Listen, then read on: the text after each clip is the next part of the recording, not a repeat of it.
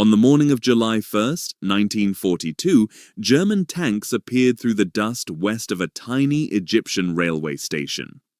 Behind them came the army that had just inflicted one of Britain's worst defeats of the Second World War. Tobruk had fallen. More than 30,000 Allied soldiers had been captured. The British Eighth Army had been driven hundreds of miles across Libya and Egypt. Headquarters burned secret documents. Civilians prepared to leave Cairo. The Mediterranean fleet began moving away from Alexandria. Erwin Rommel believed the road to Egypt was opening in front of him. The Suez Canal lay beyond the British line. So did the oil routes of the Middle East and the communications linking Britain to India and Asia. Only one exhausted army stood between Rommel and all of it. The man who took command of that army had recently dismissed his own field commander. He had rejected the defensive position most of his officers expected him to use. He had ordered the retreat to continue until his soldiers reached a narrow strip of desert between the Mediterranean Sea and an impassable depression. There, with battered divisions, exhausted men, and barely enough time to organize a defense, he stopped the most famous German commander of the war. 6 weeks later, Britain replaced him. His name was Claude Auchinleck. And while history would remember Bernard Montgomery as the general who defeated Rommel at El Alamein, it was Auchinleck who first brought the Desert Fox to a halt. That distinction matters. Montgomery would later win the larger, more decisive Second Battle of El Alamein. His victory was real, important, and brilliantly prepared. But before Montgomery could attack, someone had to prevent Egypt from falling. That task belonged to a commander most people barely remember. Claude John Eyre Auchinleck was born in 1884 in Aldershot, one of Britain's great military towns.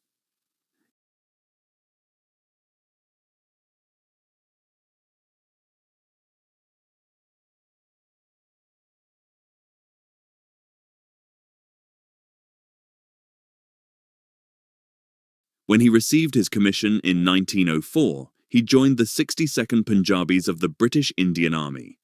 It was a decision that would define his entire life. Many British officers treated India as a temporary posting.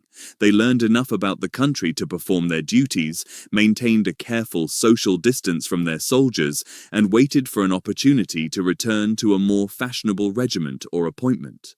Auchinleck did something different. He learned Punjabi. He developed a serious interest in the traditions, religions, food, and daily lives of the men under his command. He became comfortable in an army composed of soldiers from communities very different from his own. This was not merely a personal curiosity. It shaped the way he commanded. Auchinleck believed that soldiers performed best when their officers understood them. Loyalty could not simply be ordered through rank. It had to be built through competence, familiarity, and respect. His Indian soldiers began calling him the Auk. The nickname followed him for the rest of his career. He was not naturally theatrical. He did not dominate rooms through speeches or charm. He was calm, private, and often difficult to read. But among soldiers who knew him well, he developed a reputation for fairness and personal courage. During the First World War, Auchinleck served in the Middle East and Mesopotamia. The campaign exposed him to some of the British Army's most serious organizational failures. Troops fought in extreme heat with inadequate medical arrangements, weak supply systems, and plans that frequently ignored the physical limits of exhausted soldiers. Auchinleck learned that an army could be defeated before it reached the battlefield. It could be defeated by disease, by hunger, by poor transport, by insufficient water, or by a commander launching an attack before his troops were ready.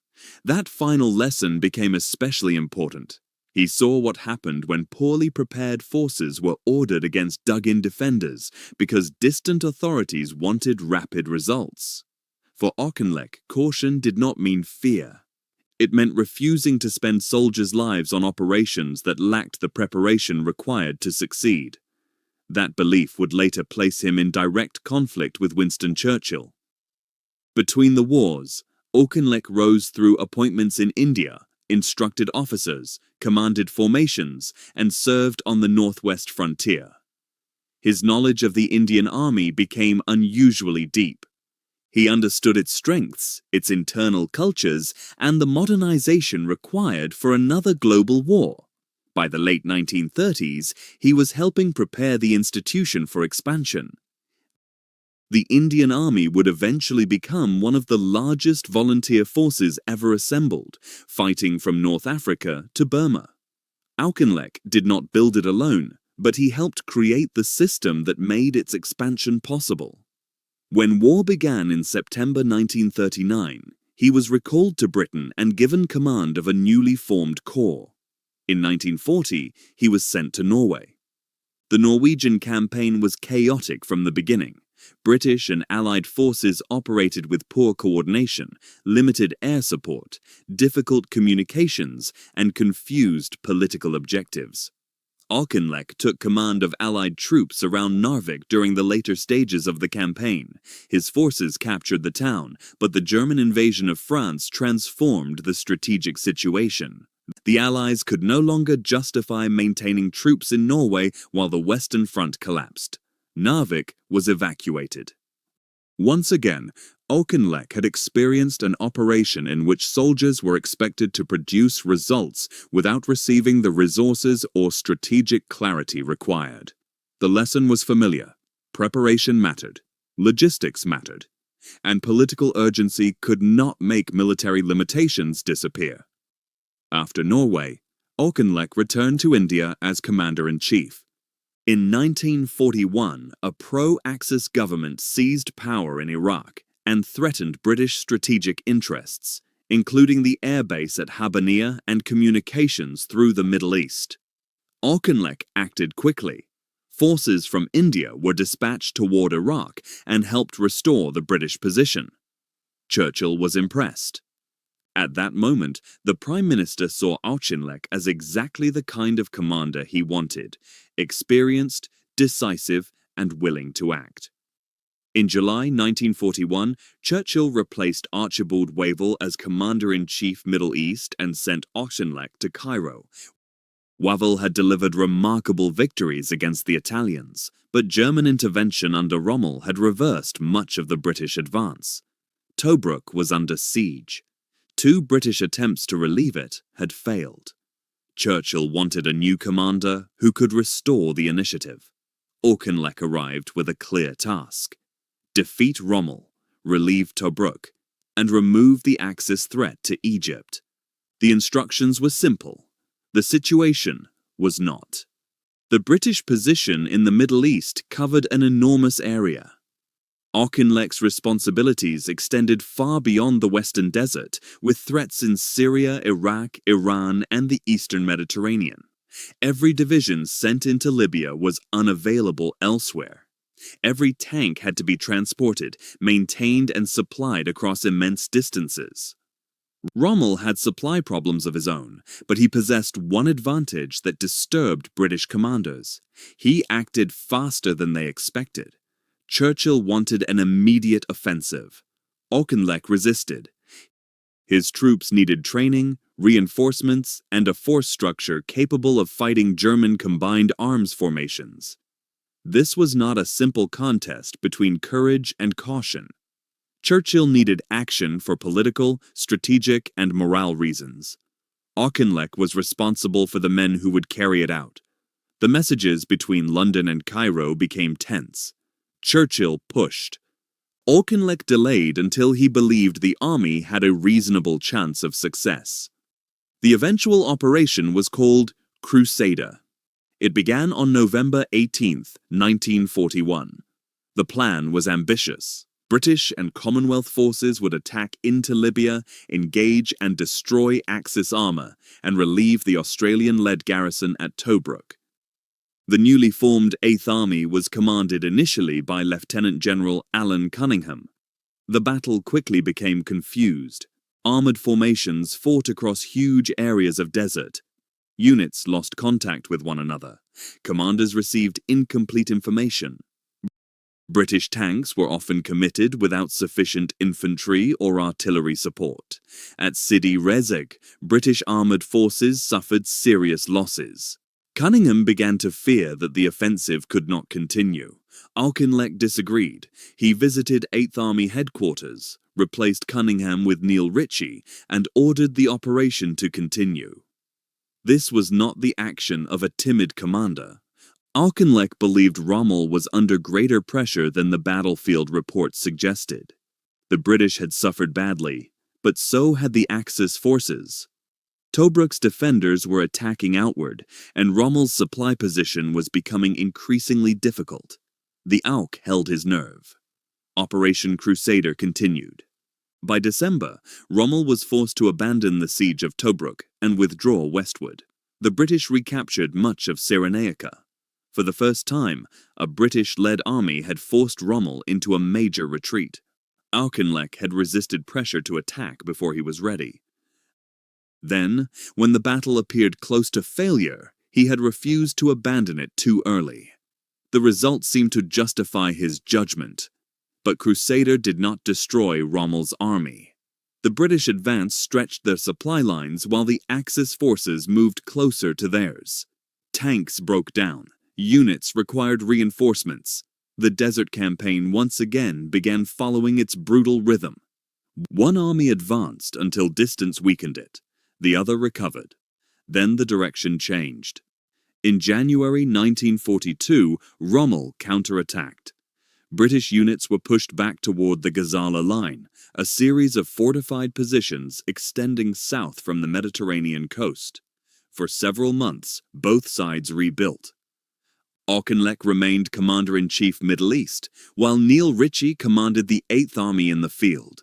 The command arrangement became one of Auchinleck's greatest problems. He did not fully trust Ritchie, but continued supporting him. Instructions from Cairo interfered with operations without establishing complete control. Auchinleck shaped the strategy. Ritchie fought the battle. When the system failed, responsibility became blurred. Rommel attacked the Gazala line on May 26, 1942, sweeping his armor around its southern end. The British had strong positions, minefields, and substantial armored strength, but infantry and tanks often fought separate battles. British armored brigades attacked in fragments, while German anti-tank guns inflicted heavy losses. For a time, Rommel's forces were compressed behind British minefields in the area called the Cauldron. A coordinated counterattack might have destroyed them. It never came. Rommel reorganized, broke through, and dismantled the Gazala position. The Free French at Bir Hakeim delayed him, but the wider line collapsed. Then Tobruk fell in a single day. Approximately 33,000 Allied troops were captured. Churchill received the news in the United States as both a military disaster and a political humiliation. Rommel became a field marshal. The 8th Army retreated toward Egypt. Auchinleck flew forward. On June 25th, he removed Ritchie and took personal command. As theater commander, he was now attempting to manage both the field army and the wider Middle East crisis. He no longer trusted the emergency to anyone else. The 8th Army had initially fallen back toward Mersa Matruh, a defensive position closer to the Libyan frontier. Many officers believed the army should make its stand there. Auchinleck saw a danger.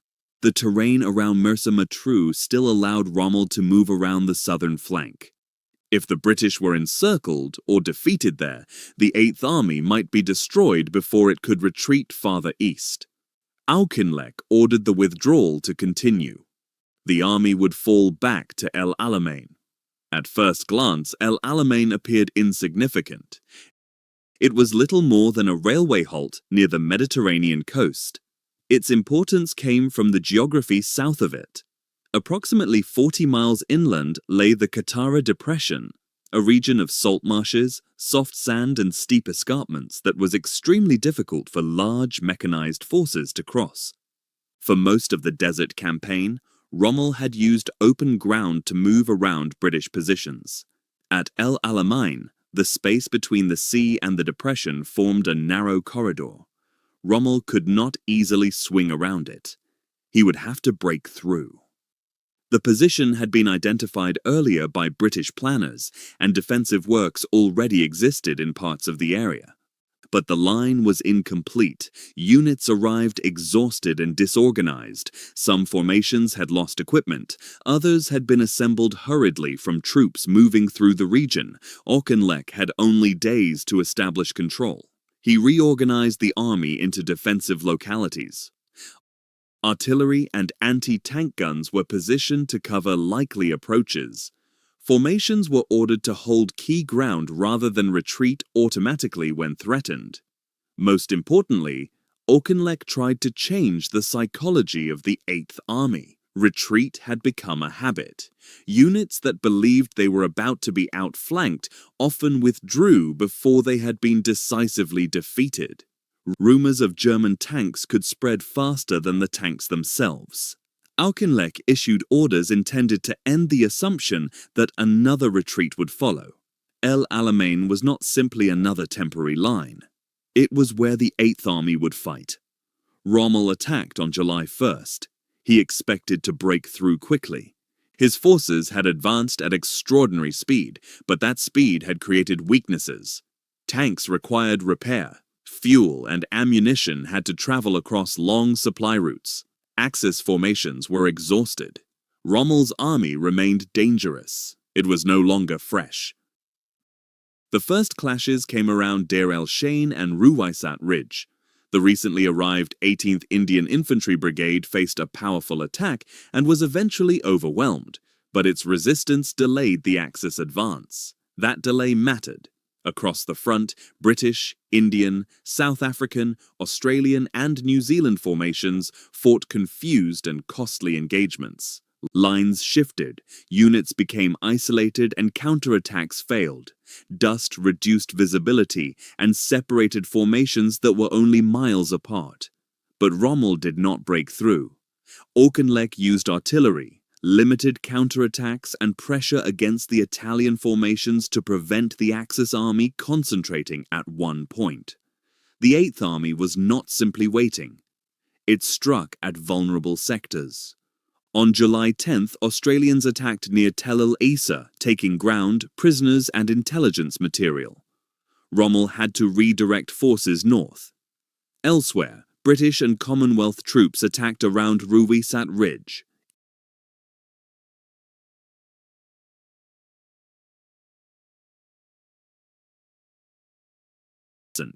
German counterattacks drove them back or inflicted heavy losses. The weaknesses seen at Gazala remained. Tanks, infantry, and artillery were still not fully integrated.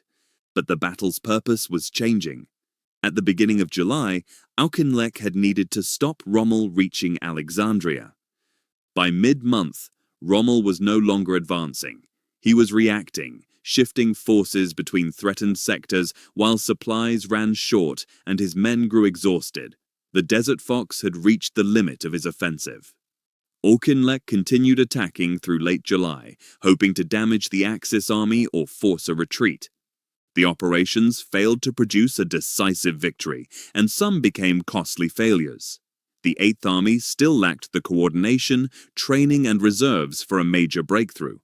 Auchinleck's improvised command arrangements placed an enormous burden on headquarters.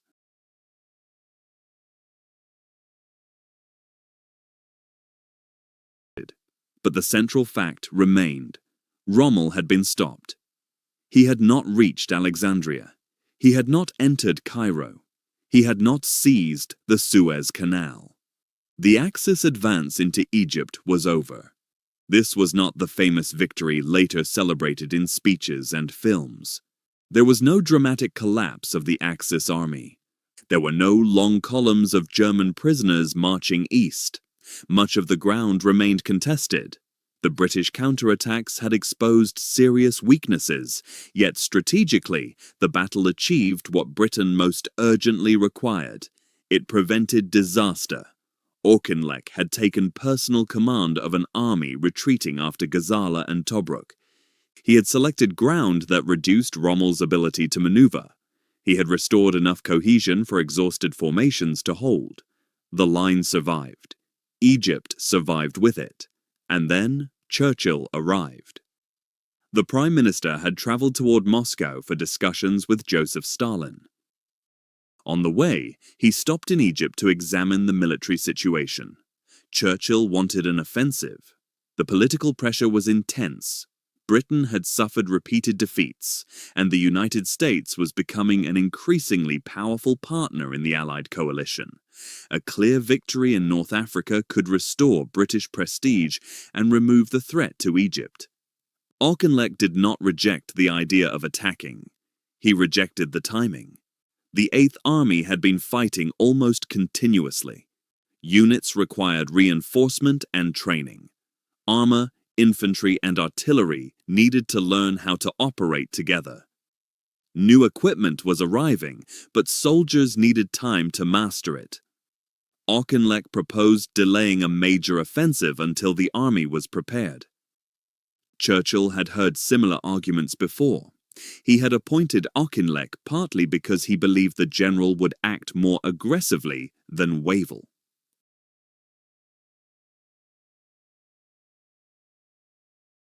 Crusader had shown Auchinleck could take risks, but the months since then had included Gazala, Tobruk, and a retreat into Egypt. From Churchill's perspective, confidence had been damaged. From Auchinleck's perspective, another premature offensive might waste the army Britain had narrowly saved. The disagreement was not new, but this time, Churchill decided to change commanders. Auchinleck was removed as Commander-in-Chief Middle East. General Harold Alexander was selected to replace him. Lieutenant General William Gott was initially chosen to command the Eighth Army, but the aircraft carrying him was shot down and Gott was killed. Bernard Montgomery then received command. Auchinleck was offered another senior appointment involving forces in the Middle East, but he declined. He had stopped Rommel in July. By August, he was out of the Desert War. It is tempting to describe this as a simple betrayal. The victorious general saved Egypt, and an impatient politician fired him. The reality was more complicated. Auchinleck had stopped Rommel, but he had also been commander-in-chief during the defeats at Gazala and Tobruk. He kept Ritchie in command longer than his confidence justified, blurred responsibility between Cairo and the field army, and failed to produce the decisive result Churchill wanted. His critics argued that the Eighth Army required new leadership, clearer organization, and stronger morale. Those criticisms were real. Montgomery brought genuine strengths. He simplified command, improved training, and insisted that formations fight according to one plan rather than launch scattered armored attacks. With Alexander managing the wider theater, Montgomery received time and resources to concentrate on Rommel. He also possessed a gift Auchinleck lacked. Montgomery could manufacture confidence. At Alam Halfa, he defeated Rommel's final attempt to break through the El Alamein position. Then he waited, resisting pressure for an immediate attack while the Eighth Army accumulated men, tanks, guns, and supplies. In October, Montgomery launched the Second Battle of El Alamein. After days of grinding combat, the Axis line broke and Rommel retreated west. Montgomery deserved the credit for preparing and commanding that victory, but there is an uncomfortable symmetry. Auchinleck had been criticized for refusing to attack before his army was ready. Montgomery also refused to attack before his army was ready. The difference was that Montgomery received the time, authority, and resources to impose his plan. Auchinleck had been managing a collapsing theater while commanding the field army himself. Montgomery inherited a narrower task, a clearer command structure, and the ground Auchinleck had chosen. The Axis army had already lost the momentum that carried it from Gazala into Egypt. Auchinleck did not win Montgomery's battle for him, but he created the condition without which Montgomery could not have fought it. Popular history prefers one battle, one general, and one turning point.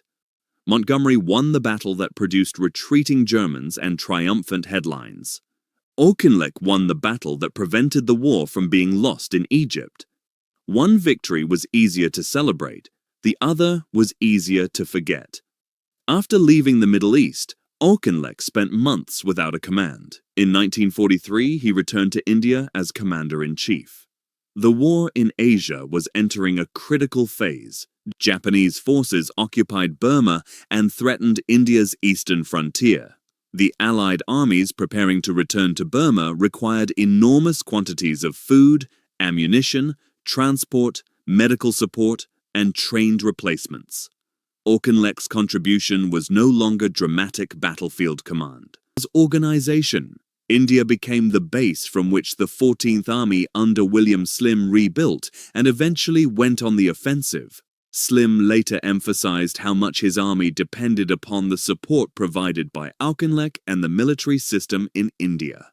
This was Auchinleck's kind of war, the slow construction of strength, the preparation that occurred before the famous victory. The work audiences rarely see because it happens in depots, training centers, workshops, offices and ports, rather than on the battlefield. Auchinleck continued serving through the end of the war and the approach of Indian independence. He was promoted to Field Marshal in 1946. As Britain prepared to leave India, he helped manage the division of the British Indian Army into the armed forces of India and Pakistan.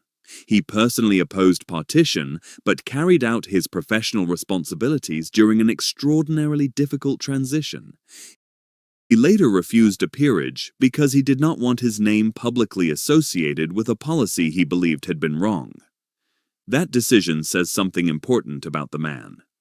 Auchinleck was not naturally skilled at political performance.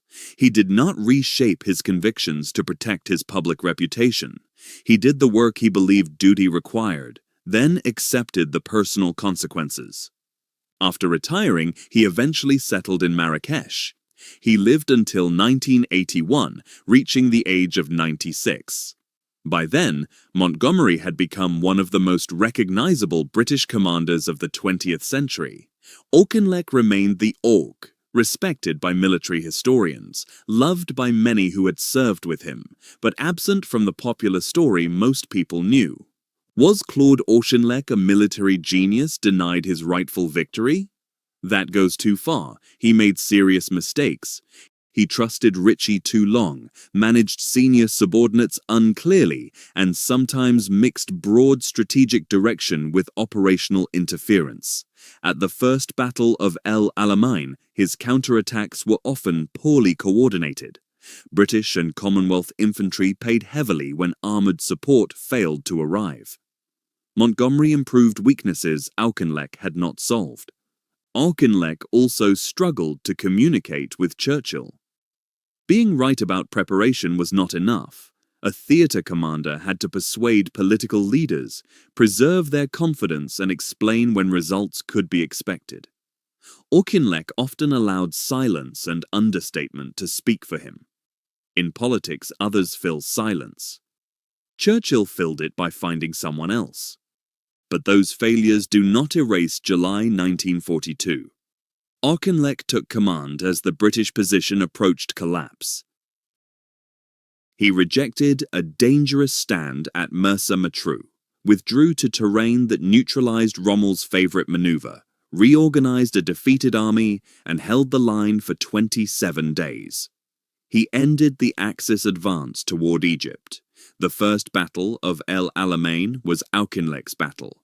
The second belonged to Montgomery.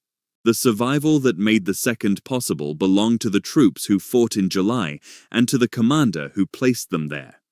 Stopping an enemy is less memorable than destroying him. Preventing disaster produces fewer photographs than celebrating victory. The general who arrives after a crisis inherits an army that can be rebuilt. The general inside the crisis must prevent it from disappearing. Auchinleck did that for Britain. He did it with Indian, British, Australian, New Zealand and South African troops who had retreated across the desert, lost Tobruk and watched Rommel's reputation grow with every mile. He asked them to stop and they stop. 6 weeks later, another commander took over with more tanks, more guns, more time, and a clearer command structure. He used those advantages effectively and won one of Britain's greatest victories. But when Montgomery arrived at El Alamein, Rommel was already standing still. Claude Auchinleck had seen to that. Britain remembered the general who drove Rommel out of Egypt. It largely forgot the general who prevented Rommel from taking it. What part of Auchinleck's story surprised you most, and do you think he deserves to be remembered alongside Montgomery? Subscribe for more true stories of the British commanders who saved armies, stopped invasions, and lost the credit.